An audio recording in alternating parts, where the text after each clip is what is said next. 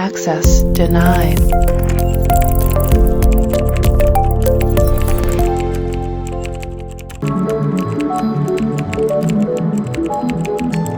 Access granted. नमस्कार मित्रांनो, प्रॉस्परटेक YouTube चॅनलमध्ये मी हर्षल आपलं स्वागत करतो.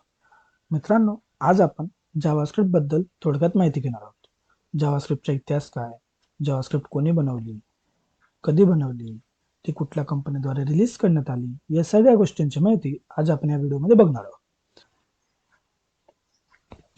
1995 साली ब्रेंडन ईच यांनी नेटस्केप कम्युनिकेशन्स या कंपनीत जावास्क्रिप्ट ही भाषा तयार केली. त्यावेळी सुरुवातीला या भाषेला मोचा हे नाव देण्यात आले होते. नंतर लाईव्ह स्क्रिप्ट आणि शेवटी जावास्क्रिप्ट असं नाव ठेवण्यात आले. नेटस्केप कंपनीने ज्यावेळेस त्यांचं पहिलं इंटरप्रिटर इंट्रोड्यूस केलं, त्याचं नाव त्यांनी ठेवलं नेव्हिगेटर 2. त्याच्यानंतरने जावास्क्रिप्ट ही अधिकृत नियमावली तयार करण्यासाठी ECMA इंटरनॅशनल या संस्थेकडे देण्यात आली. ECMA म्हणजे European computer manufacturers association script. त्याच्यानंतरने 1997 साली ECMA स्क्रिप्ट ES या नावाने जावास्क्रिप्टची पहिली स्टँडर्ड आवृत्ती प्रसिद्ध झाली.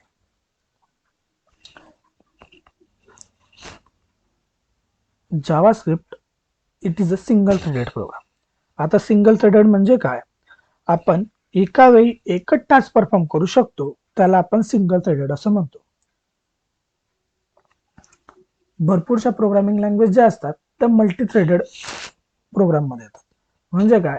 एक टास्क परफॉर्म करणं आणि लगेचच त्याच्या बाजूला दुसरा टास्क परफॉर्म करणं, त्याला आपण मल्टी थ्रेडेड म्हणतो. पण जावास्क्रिप्ट ही एक स्क्रिप्टिंग लँग्वेज आहे.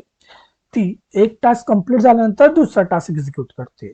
एकानंतर आपण दुसरा टास्क एक्झिक्यूट करू शकतो, त्याला आपण सिंगल थ्रेडेड प्रोग्राम असं म्हणतो. जावास्क्रिप्ट ही एक ऑब्जेक्ट ओरिएंटेड प्रोग्रामिंग हो आहे, पण जावास्क्रिप्टचा एक स्पेशल कन्सेप्ट आहे, तो म्हणजे prototype based programming. JavaScript is client side programming हो, जावास्क्रिप्ट ही प्युअरली क्लायंट साइड प्रोग्रामिंग. कधी जर तुम्ही ती फक्त फ्रंट एंड मध्ये यूज करत असाल, समजा आपल्याला तिला बॅक एंड मध्ये यूज करायचं आहे, तर आपण ती सर्व्हर साइडला सुद्धा यूज करू शकतो. म्हणजे जावास्क्रिप्ट ही क्लायंट साइड आणि सर्व्हर साइड दोघं आहे.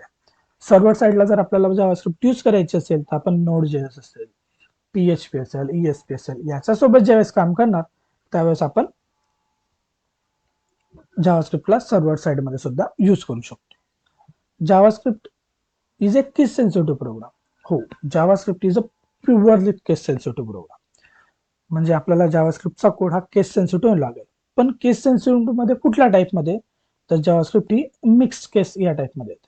कारण की जावास्क्रिप्ट लिहिताना आपण काही वेळेस कॅपिटल यूज करणार, काही वेळेस स्मॉल यूज करणार, परत काही वेळेस कॅपिटल यूज करणार, म्हणजे ते मिक्स्ड मध्ये काम चालेल. म्हणून आपण सांगू शकतो JavaScript is case sensitive program, पण which case? The mixed case. नंतरचा पॉइंट आपला, to work with JavaScript you don't need to install any software. बरोबर, ज्यावेळेस आपण फ्रंट एंडला काम करणार असू त्यावेळेस आपल्याला जावास्क्रिप्टसाठी कुठलंही सॉफ्टवेअर इन्स्टॉल करण्याची गरज नाही. पण जर आपल्याला तिला सर्व्हर साइडमध्ये काम करायचे असेल तर आपल्याला server side application software install करावे लागतात. जावास्क्रिप्ट ही एक इंटरप्रिटर बेस्ड प्रोग्रामिंग आहे. म्हणजे काय? कोड हा कन्वर्ट केला जातो मशीन लँग्वेजमध्ये लाईन बाय लाईन फॉर्मॅटमध्ये. जावास्क्रिप्टचं इंटरप्रिटर कुठं असतं? तर ऑलरेडी एम्बेडेड असतं ब्राउझरमध्ये. ह्या व्हिडिओमध्ये आपण एवढी माहिती घेतली. पुढच्या व्हिडिओमध्ये आपण बघणार आहोत की आपल्या कोडमध्ये जावास्क्रिप्टला इम्प्लिमेंट कसं करायचं आणि ते किती प्रकारे करण्यात येतं हे आपण पुढील व्हिडिओमध्ये बघू. हा व्हिडिओ तुम्हाला आवडला असेल तर लाईक करा, तुमच्या मित्रमैत्रिणींना शेअर करा आणि अशीच नवीन नवीन व्हिडिओ बघण्यासाठी आणि व्हिडिओजचे अपडेट आपल्या मोबाईलला मिळवण्यासाठी चॅनलला सबस्क्राईब करायला विसरू नका. धन्यवाद.